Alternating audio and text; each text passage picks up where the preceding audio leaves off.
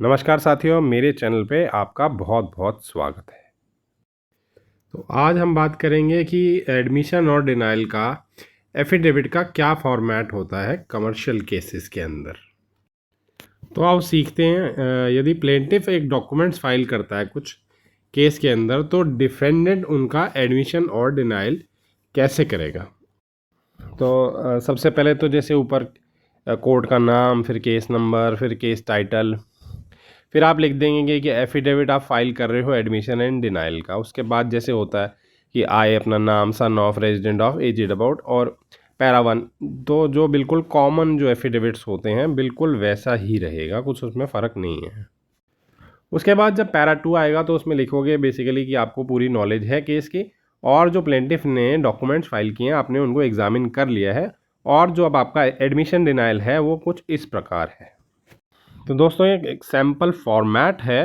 अभी मैं आपको इसको बड़ा करके डिटेल में दिखाता हूँ कि आप इसको कैसे एडमिशन और डिनाइल करेंगे। तो सबसे पहले जैसे हो गया details of document filed by the plaintiff, कि प्लेंटिफ ने कौन से डॉक्यूमेंट फाइल किए हैं, और उसके बाद correctness of the contents of the document, कि ये कंटेंट्स जो है करेक्ट है कि नहीं है। तो मैंने एग्जाम्पल के तौर पे सारी चीज़ डिनाई करी हुई है। जैसे कॉपी ऑफ बोर्ड रेजोल्यूशन है वो मैं डिनाई कर दी, लेजर है वो डिनाई कर दिया, कॉपी ऑफ एग्रीमेंट जो है इसका कंटेंट्स मैंने डिनाई कर दिया।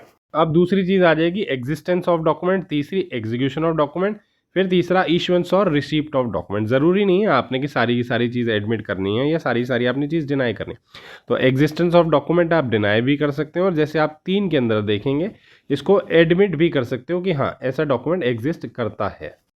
और जो इसमें लास्ट चीज़ होती है वो कस्टडी ऑफ डॉक्यूमेंट्स होता है, उसको भी आप अपने केस के अकॉर्डिंगली एडमिट कर सकते हैं या डिनाई कर सकते हैं। मैंने सैम्पल के तौर पे कुछ चीज़ें डिनाई करी हैं, कुछ चीज़ें एडमिट कर ली हैं। जो लास्ट पैरा होगा इसके अंदर होगा कि आप कह रहे हैं कि आपको इसके एफिडेविट के कंटेंट समझ आ गए हैं, और जो आपने एडमिशन डिनाइल किया है वो आपकी नॉलेज के हिसाब से या आपके रिकॉर्ड जो आप मेंटेन करते हैं उसके हिसाब से ये करेक्ट है।